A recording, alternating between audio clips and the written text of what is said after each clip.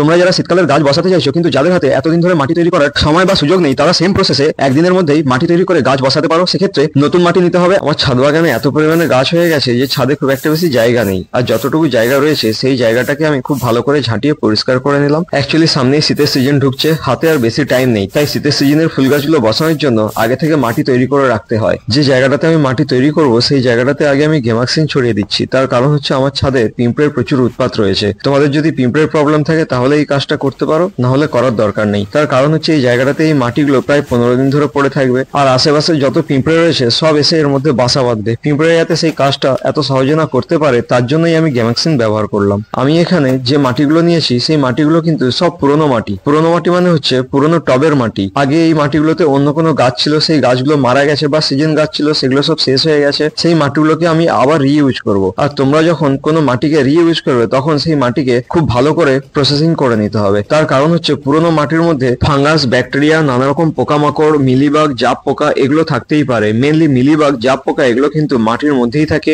যখন মাটি ভিজে যায় মানে স্যাঁতস্যাঁতে হয় তখন কিন্তু মাটির মধ্যে থেকে বেরিয়ে গাছের ওপরে আসে এবং গাছের সব রস চুষে খায় এবং গাছকে নষ্ট করে। সেই কারণে এই মাটিগুলোকে আগে থেকে আমাদেরকে প্রসেসিং করে নিতে হবে। এই মাটির সাথে আমি এখন পরিমাণ মতো ভার্মি কম্পোস্ট মেশাবো। তোমাদের কাছে যদি ভার্মি কম্পোস্ট অ্যাভেলেবেল না থাকে তাহলে তোমরা গোবর সার মেশাতে পারো। তবে গোবর সার মেশালে একটা জিনিস সবসময় খেয়াল রাখবে, সারটা যেন মিনিমাম 1 থেকে 1.5 বছর পুরনো হয়। একেবারে নতুন গোবর সার কখনোই মাটিতে মেশাবে না বা গাছের গোড়ায় দেবে না, তাতে কিন্তু গাছের ক্ষতি হয়, লাভ কিছু হয় না। মিনিমাম 10 থেকে 20% ভার্মি কম্পোস্ট বা গোবর সার এই মাটির সাথে মিশিয়ে নিতে হবে। তারপরে আমি নিয়েছি সরিষা খোল। যেহেতু ডাইরেক্ট মাটির সাথে আমি মেশাবো তাই আমি ব্যবহার করছি গুঁড়ো সরিষা খোল। এটা তোমরা তোমাদের মাটির পরিমাণ অনুযায়ী মিশিয়ে নিতে পারো। অল্প করে থাইমেট আমি এই পুরো মাটির সাথে মিশিয়ে নিলাম। তার কারণ হচ্ছে এই থাইমেট জাপ পোকা, হপার, বিটল, সাদামাছি এই ধরনের নানা রকম চোষক পোকার উপরে খুব ভালো কাজ করে। আর অল্প করে সিস্টেমিক ফাঙ্গিসাইড পুরো মাটির উপরে ছড়িয়ে দিলাম।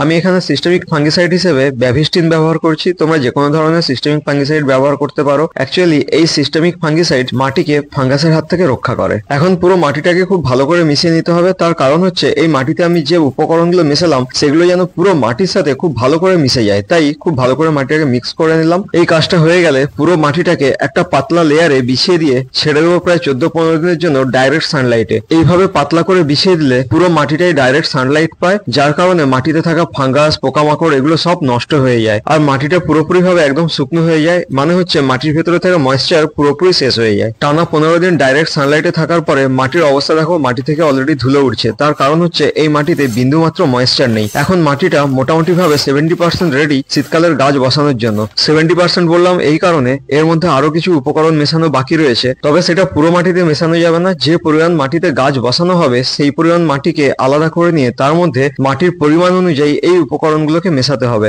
উপকরণগুলো হচ্ছে নিমখোল, হাড় সার, সিংকুচি এবং ডিএপি। আমি সাধারণত এই সারগুলোই গাছের জন্য ব্যবহার করি। তোমরা যদি কোনো আলাদা সার ব্যবহার করে থাকো সেগুলো তোমরা মাটির সাথে মেশাতে পারো। তবে লাল পটাশ এখন এই মাটিতে মেশানো যাবে না। তার কারণ হচ্ছে লাল পটাশের মেন কাজ হলো গাছে খুব তাড়াতাড়ি ফুল আনা এবং ফুলের কালারকে আরো উজ্জ্বল করা। যেহেতু আমরা এই মাটিতে নতুন গাছ লাগাবো আর মাটিতে যদি পটাশ থাকে তাহলে গাছগুলো গ্রোথ হওয়ার আগে গাছে কুঁড়ি চলে আসবে। তাই গাছ লাগানোর পরে গাছ যখন পুরোপুরি ভাবে গ্রোথ নিয়ে নেবে এবং গাছ ম্যাচিওর হয়ে যাবে, ফুল নেওয়ার সময় হবে, তখনই আমরা পটাশ ব্যবহার করব, তাও আবার প্রয়োজন মতো।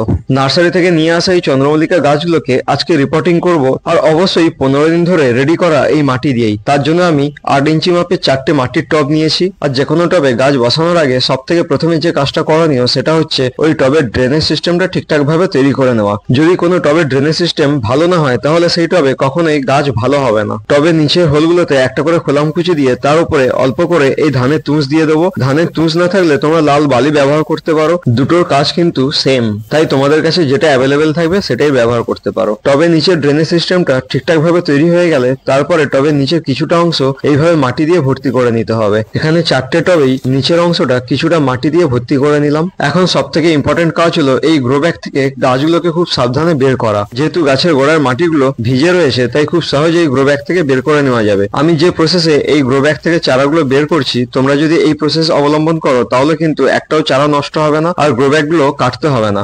এই গ্রো ব্যাগ গুলো একেবারে নতুন, এই গ্রো ব্যাগে আবার নতুন করে চারা তৈরি করা যাবে, তাই গ্রো ব্যাগ গুলো আমি রেখে দিলাম। এখন এই চারাগুলোকে একেবারে টবের মিডিল করে বসিয়ে নিতে হবে। আর হ্যাঁ, বসানোর সময় একটা জিনিস খেয়াল রাখতে হবে, গাছগুলো বসানো হয়ে গেলে টবের ওপরের অংশে মিনিমাম 1/2 ইঞ্চি থেকে যেন 1 ইঞ্চি খালি থাকে। তার কারণ হলো এই গাছগুলো যখন ভালোভাবে গ্রোথ নিয়ে নেবে তখন আবার নতুন করে খাবার দেওয়ার প্রয়োজন পড়বে, আর খাবার তথা তথা সার দেওয়ার সময় টবের উপরের অংশ যদি খালি না থাকে, মানে টবে যদি জায়গা না থাকে, তাহলে খাবার দেওয়ার পরে জল দিলে জলের সাথে ওভারফ্লো হয়ে বেশিরভাগ খাবারটাই বাইরে বেরিয়ে যাবে। তার ফলে গাছ তার প্রয়োজনীয় খাবার পাবে না এবং গাছের গ্রোথ একেবারে কমে যাবে। এই চন্দ্রমল্লিকা গাছগুলো বসানো কমপ্লিট হয়ে গেছে। এখন এই গাছগুলোর সাথে একটা ট্রিক্স অ্যাপ্লাই করব, সেটা হচ্ছে এই গাছের যত নতুন ডগা রয়েছে সবগুলো ছেটে দেবো, মানে এগুলোকে সব প্রুনিং করে দেবো। তার কারণ হচ্ছে চন্দ্রমল্লিকা গাছকে যত প্রুনিং করা যায় গাছ তত বেশি ঝাঁকড়া হয়। তাই চন্দ্রমল্লিকা গাছে প্রচুর ফুল পেতে গেলে টাইম টু টাইম এই ট্রিক্সটা অ্যাপ্লাই করতেই হবে। আমার এই গাছগুলোতে অলরেডি কুঁড়ি চলে এসেছে আর আমি এখন ফুল নিতে চাই না, তাই সবগুলো কুঁড়ি বেছে বেছে কেটে দিলাম। এখন সব শেষে সব থেকে ইম্পর্টেন্ট কাজ হলো পরিমাণ মতো জল দিয়ে টবের মাটিটাকে ভালো করে ভিজিয়ে দিতে হবে। তোমরা যারা শীতকালের গাছ বসাতে চাইছো কিন্তু যাদের হাতে এতদিন ধরে মাটি তৈরি করার সময় বা সুযোগ নেই, তারা সেম প্রসেসে